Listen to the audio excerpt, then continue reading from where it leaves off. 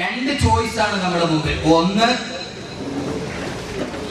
ദുനിയാവിൽ കഷ്ടപ്പെടുക, ആഖിറത്തെ സ്നേഹിക്കുക. അല്ലെങ്കിൽ ആഖിറത്തിൽ ദുനിയാവിനെ സ്നേഹിക്കുക, നിഴലിനെ പ്രണയിക്കുക, ആഖിറത്തിൽ കഷ്ടപ്പെടുക. യഥാർത്ഥത്തിൽ ഇതാണ് നമ്മുടെ മുമ്പിലുള്ള ചോയ്സ്. അള്ളാഹു ഏറ്റവും മെച്ചമായത് തിരഞ്ഞെടുക്കാൻ അള്ളാഹു തൗഫീഖ് നൽകി അനുഗ്രഹിക്കണം. അള്ളാഹു ഏറ്റവും മെച്ചമായത് തിരഞ്ഞെടുക്കാൻ അള്ളാഹു നമുക്ക് തൗഫീഖ് നൽകി അനുഗ്രഹിക്കുമാറാണ്. ആഖിറത്തിനെ സ്നേഹിച്ച ആളുകൾ അവരാണ് ആദരവായ പ്രവാചകൻ നബി മുഹമ്മദ് മുസ്തഫ,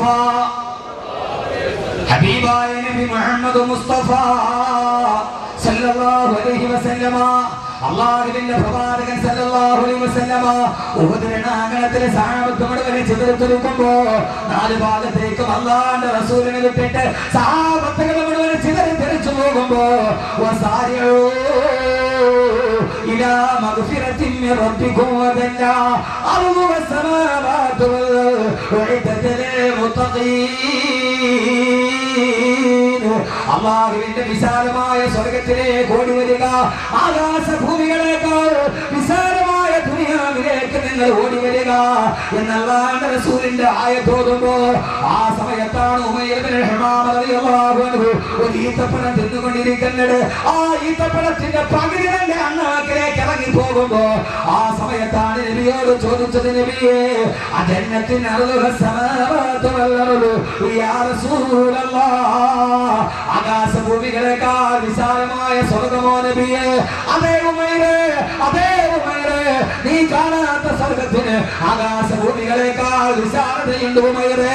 എവിടെയാണ് കുതിരക്കുളമ്പടിയുടെ ധ്വജത്തിന്റെ ഏറ്റവും വലിയ കുളമ്പടി ശബ്ദം കേൾക്കുന്ന പണപ്പറമ്പിലാണ് ചോദ്യം വരുന്നത്. പള്ളിയുടെ മിഹ്റാബിലല്ല, ഇത്തിക്കാഫിൽ ഇരിക്കുമ്പോഴല്ല, ദിക്റിന്റെ മജ്‌ലിസിലല്ല, വാൽപരപ്പുകൾ അന്തരീക്ഷത്തിൽ ആഞ്ഞു വെട്ടുന്ന പണപ്പറപ്പിലാണ് ചോദ്യം വരുന്നത്. സേനാനായകൻ പറയുന്നു, സ്വർഗ്ഗത്തിന് ആകാശഭൂമികളുടെ വിശാലതയുണ്ട്. ഉണ്ടോ നബിയേ? ഉണ്ട് മൈറേ.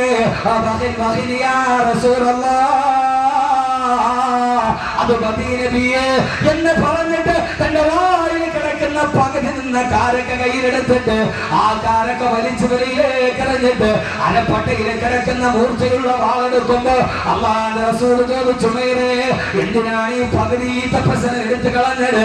അതും കൂടി ചുണ്ടിട്ട് പോലെ ഉമൈറേ. വേണ്ട നബിയേ, വേണ്ട നബിയേ, ആ പകുതി ഈത്തപ്പഴം തിന്നുന്ന സമയം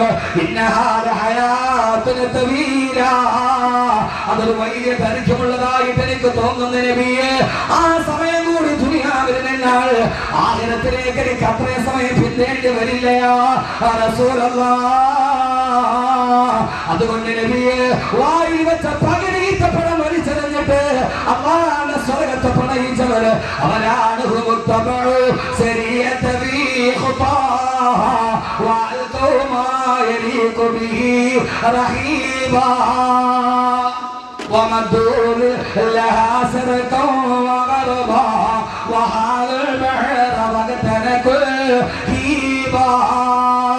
അള്ളാന്റെ ഭീരൻ നെഞ്ചോട് ചേർത്ത് പിടിച്ചിട്ട് അവരുടെ കുതിരകളുമായി കടലിലോട്ട് എടുത്ത് ചാടി അള്ളാന്റെ ആഗ്രഹത്തെ പ്രണയിച്ച ആളുകൾ അവരാണ് ലോകത്തോട് പറഞ്ഞു കൊടുത്തത്, ഈ ദുനിയാ അകല്ലു മിനൽ കലീലി വാശിഖുഹാ അകല്ലു മിനൽ ദലീലി.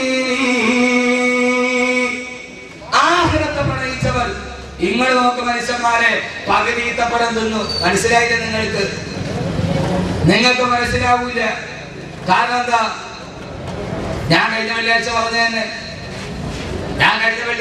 തന്നെ കുതിര വലിയ ജീവിയാണ്, പക്ഷെ ചെവി ചെറുതാണ്.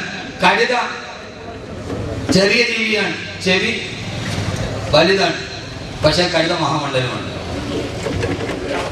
കുതിര വലിയ ജീവിയാണ്, കുതിരയുടെ ചെവി ചെറുതാണ്.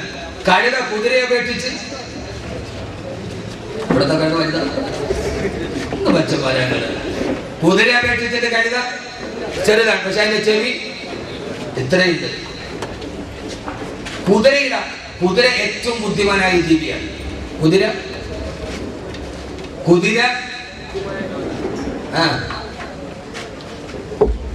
والعاديات ضبحا فالموريات قدحا فالمغيرات صبحا. തന്റെ യജമാനനെയും പുറത്തു വഹിച്ചുകൊണ്ട് വാളുകൾ തലപ്പ് കൂട്ടിപ്പിടിക്കുന്ന യുദ്ധത്തിലേക്ക് പാഞ്ഞു പോകുന്ന കുതിരയെ തന്നെയാണ് സത്യം. ഈ ആയത്തിറങ്ങേണ്ട താമസം ഹബീബായ നബിയോട് സഹാബത്ത് ചോദിച്ചു, യാ റസൂലല്ലാഹ്, കഴുതയെ പിടിച്ചുള്ള സത്യം ചെയ്തില്ല, ആനെ പിടിച്ച് സത്യം ചെയ്തില്ല, എന്താണ് നബിയെ കുതിരയെ പിടിച്ച് സത്യം ചെയ്യാൻ കാരണം എന്താണ്? ഹബീബായ നബി പറഞ്ഞു, ഖൈറു മഅഖൂദും ബിനവാസിഹിൽ ഖൈറു, കുതിരയുടെ നാസികയിൽ നന്മ കെട്ടിവെച്ചിട്ടുണ്ടെന്ന് ഹബീബായ നബി മുഹമ്മദ് മുസ്തഫ സല്ലല്ലാഹു അലൈഹി വസല്ലം. കുതിര ബുദ്ധിയുള്ളതാണ്. ഈ ചെവിയിൽ ഒരു ചെറിയ സുഷിര ഉണ്ടെങ്കിലേ ബ്രെയിൻ വർക്ക് ചെയ്യും. കാരണം കാറ്റ് മെല്ലെ അകത്ത് കയറണം. കാറ്റ് അകത്ത് കയറിയാലേ ബുദ്ധി വർക്ക് ചെയ്യും. കുതിര ഭയങ്കര ബുദ്ധിയുള്ള ജീവിയാ. അപ്പൊ അതിന്റെ ചെവി ചെറുതാണ്. കാറ്റൽ അല്പം തട്ടിയാൽ മതി, കുതിരയ്ക്ക് ബ്രെയിൻ വർക്ക് ചെയ്യും. കഴുത വിവരമില്ല, ഇത്രയും വലിയ ചെവിയുണ്ട്, ഹോൾ ഇത്രയും വലുതുമാണ്. ഒരു കൊടുങ്കാറ്റ് കയറിയാലും കഴുത വിട്ട് ചിന്തിക്കൂല. നമ്മൾ ഏതാണ്ട് അങ്ങനെയൊക്കെയ. ഈ കാറ്റ് അടിച്ചു കയറിയാലും എന്താ അങ്ങനെ ആവൊരു സഹോദരങ്ങളെ 2 മണിക്കൂർ കഴിഞ്ഞിട്ട് ഇറങ്ങുമ്പോ എന്തെങ്കിലുമൊക്കെ ഒന്ന് മനസ്സിലാക്കാൻ ശ്രമിക്കണം. അള്ളാഹുനാക്കി തരട്ടെ, അള്ളാഹുനാക്കി തരട്ടെ, അള്ളാഹുനാക്കി തരട്ടെ. എന്റെ പ്രിയപ്പെട്ട സഹോദരങ്ങളെ, ആദരവായ പ്രവാചകൻ നബി മുഹമ്മദ് മുസ്തഫ സല്ലല്ലാഹു അലൈഹി വസല്ലമയുടെ സഹാബത്ത് ഏറ്റവും വലിയ ബുദ്ധിമാന്മാരായിരുന്നു. അതുകൊണ്ടാണ് അവർ നിഴലിനെ വേണ്ട എന്ന് വെച്ചത്. നിഴലിനെ വേണ്ട എന്ന് വെച്ച് അവർ പ്രണയിച്ചിട്ടാണ്.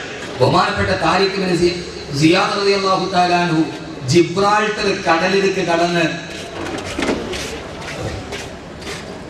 കപ്പലിൽ സഹാബത്തുമായി പോയി. നേരെ പോയി ദ്വീപിൽ കയറി.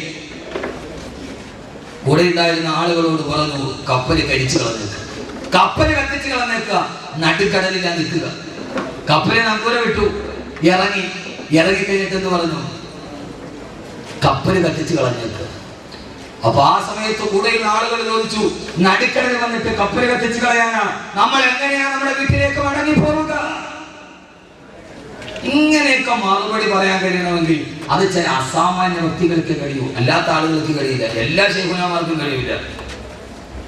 അങ്ങനെയൊക്കെ മറുപടി പറയണമെങ്കിൽ എല്ലാ ശൈഖുനാമാർക്കും കഴിയില്ല, ശൈഖുനാർക്കും കഴിയൂല. എന്തേ ഉള്ളൂ, അതൊക്കെ ചില ആളുകൾക്ക് കഴിയില്ല. എന്റെ പ്രിയപ്പെട്ട സഹോദരങ്ങളെ, താരിഖ് ഇബ്നു സിയാദ് റളിയല്ലാഹു തആല അൻഹു നടുക്കടലിൽ ഒരു ദ്വീപിൽ, വലത്തു ഭാഗത്തും കടല്, ഇടതു ഭാഗത്തും കടല്, മുമ്പിലും കടല്, പുറകിലും കടല്, വന്ന കപ്പല് തീറ്റു. ആ സമയത്ത് അലയടിക്കുന്ന തിരമാലകളുടെ നടുവ് താരിഖ് ഇബ്നു സിയാദ് റളിയല്ലാഹു അൻഹുവിനോട് ആളുകൾ ചോദിച്ചു, ഇനി എങ്ങനെയാണ് നമ്മുടെ നാട്ടിലേക്ക് മടങ്ങി പോവുക? എങ്ങനെയാണ് നമ്മുടെ ഭാര്യയെ തിരിച്ചുപോയി കാണാൻ കഴിയുക? എങ്ങനെയാണ് നമ്മുടെ മക്കളുടെ കവളത്തിന് മുത്തം കൊടുക്കാൻ കഴിയുക? താരിഖ് ഇബ്നു സിയാദ് റളിയല്ലാഹു തആല പറഞ്ഞു, അതിന് നമ്മൾ ഇനി എവിടേക്കാ തിരിച്ചു പോകുന്നത്? തിരിച്ചു പോകുന്നവനല്ലേ കപ്പലാവശ്യമുള്ളൂ.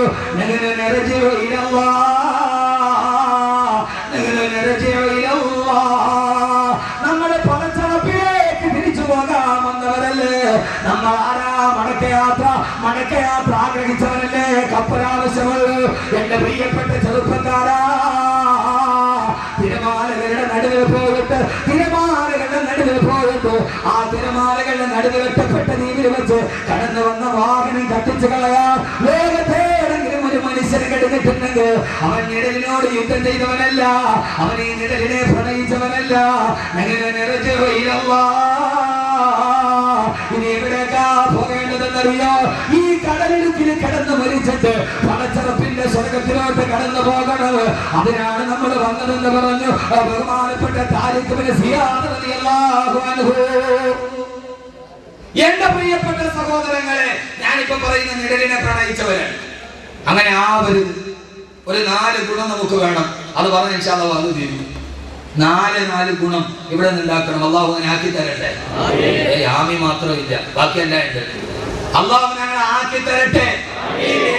ഈ നിഴലിനെ പ്രണയിക്കരുത്.